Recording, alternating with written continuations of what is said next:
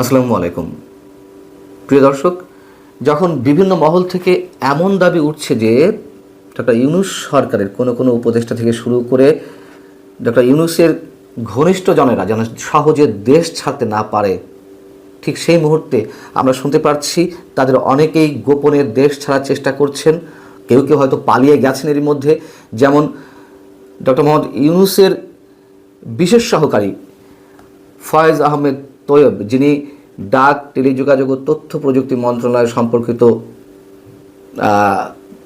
বিষয়ে কাজ করে আসছিলেন, সেই ফয়েজ আহমেদ তৈয়ব শনিবার সকাল 9টা 50 এমিরেটস এয়ারলাইন্সের ফ্লাইট EK583-তে দেশ ছেড়েছেন এবং তার চূড়ান্ত গন্তব্যস্থল হচ্ছে নেদারল্যান্ডস। তার কারণ তিনি নেদারল্যান্ডসের নাগরিক।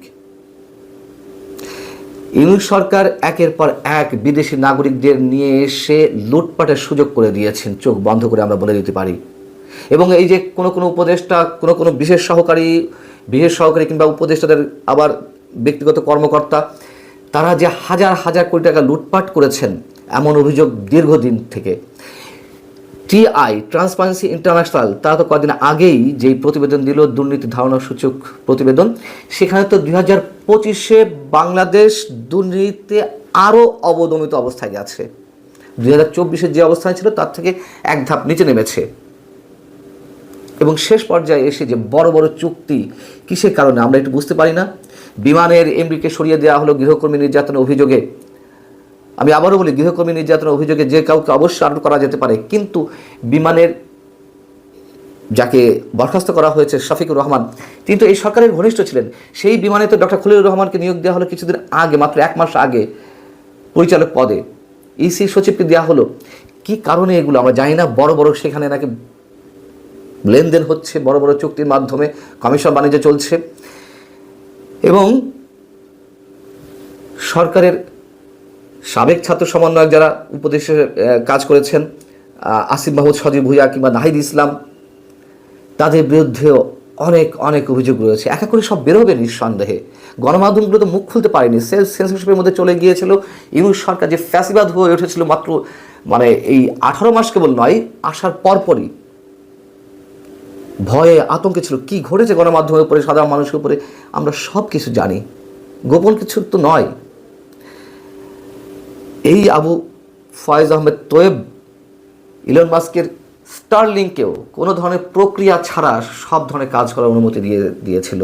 পরীক্ষামূলক সম্প্রচারে যাবার নামে তারা পূর্ণাঙ্গ পরীক্ষামূলকভাবে তারা যে কাজগুলো করতে চেয়েছিল, সেটির অনুমোদন সরাসরি একক সিদ্ধান্তে এই ফয়েজ আহমেদ তৈয়ব দিয়ে দিয়েছিল। উপদেষ্টা পরিষদে কোনো ধরনের সিদ্ধান্ত ছাড়া, অথবা তথ্য এবং যোগাযোগ প্রযুক্তি মন্ত্রণালয়ের কোনো ধরনের সিদ্ধান্ত ছাড়াই বিটিআরসকে তিনি নিজের প্যাডে এই অনুমোদন দিয়ে দিয়েছিলেন, এবং যার পরিপ্রেক্ষিতে বাংলাদেশ যথেষ্ট হুমকির মুখে পড়ার সম্ভাবনা ছিল।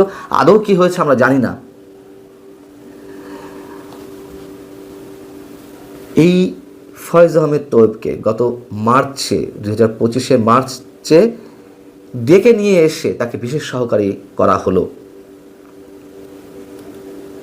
এবং মানুষ যে আশঙ্কাগুলো করছে যে হাজার হাজার কোটি টাকা এই 14 মাসের মধ্যেই অনেকেই পাচার করেছেন, কমিশন বাণিজ্য তো রয়েছে, এবং সেই টাকাগুলো কোথায় গেছে।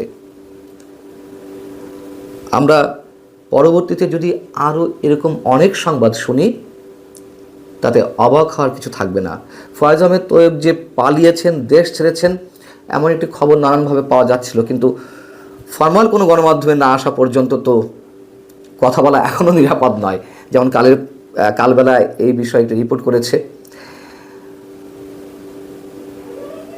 তারেক রহমান প্রধানমন্ত্রী হতে যাচ্ছেন, বিএনপি নতুন সরকার গঠন করতে যাচ্ছে নতুন আঙ্গিকের, মানুষের অন্য ধরনের এক্সপেকটেশনের জায়গা থেকে। সেই জায়গা থেকে আমরা আবারও এই বিষয়টি উচ্চারণ করতে চাই,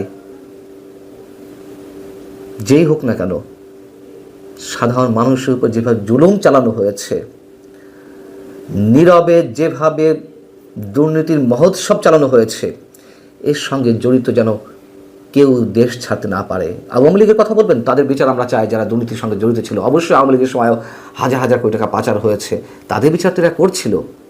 এরা নাকি নতুন দিনের স্বপ্ন বাস্তবায়নের জায়গা থেকে আমাদের সামনে এসেছিল, কিন্তু সিনবাদের দৈত্যের মতন তো তারা চেপে ছিল এতদিন।